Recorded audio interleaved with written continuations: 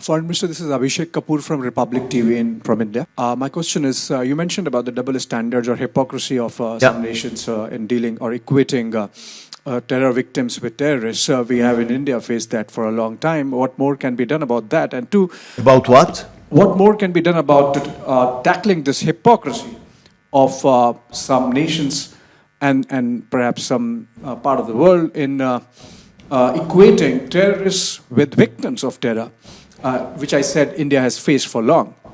And just to add to it, you're saying that Hamas, or there cannot be peace on Hamas conditions. From where are they getting those weapons? It's been almost 3 years so long. I didn't get the second question.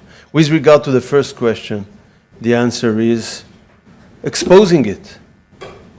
This is what I try to do here. It's hard work, but it's inevitable. What's the second question? From where is Hamas getting all those weapons still?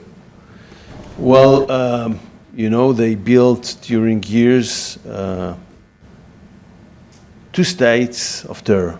One is underneath the ground, and they still have weapons there. And as a matter of fact, our soldiers, while fighting there in Gaza Strip, found ammunition almost in any house. So it was the largest terror kingdom on earth. Clearly, today they have less ammunitions. Some of their abilities, like missiles, are gone, but they still have guns, they still have explosives, and they use it.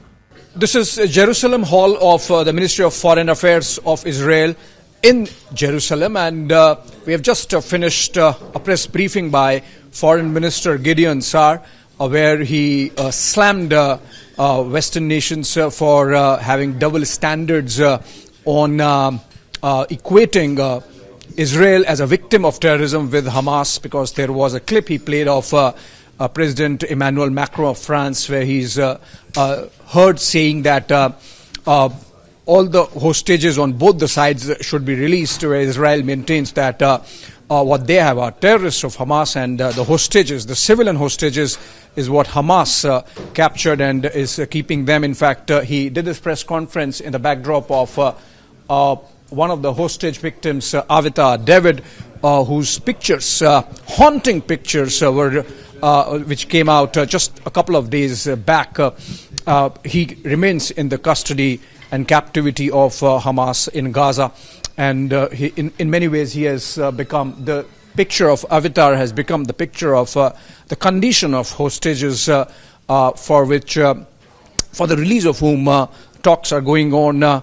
Israel maintains it's not going to stop its war till the hostages are released, and Hamas says that's their, unfortunately, currency with which they are trading for a ceasefire or ending of war. Israel seems to be in a bit of a pincer, because of late there have been many nations, 15 of them, including the likes of the United Kingdom, France and Canada, who have announced that if Israel does not stop the war, they would declare Palestine or recognize Palestine as a state. So geopolitics in play there. I asked a question to him about what more can be done to tackle this hypocrisy of some nations that we in India also face vis-a-vis our situation with Pakistan.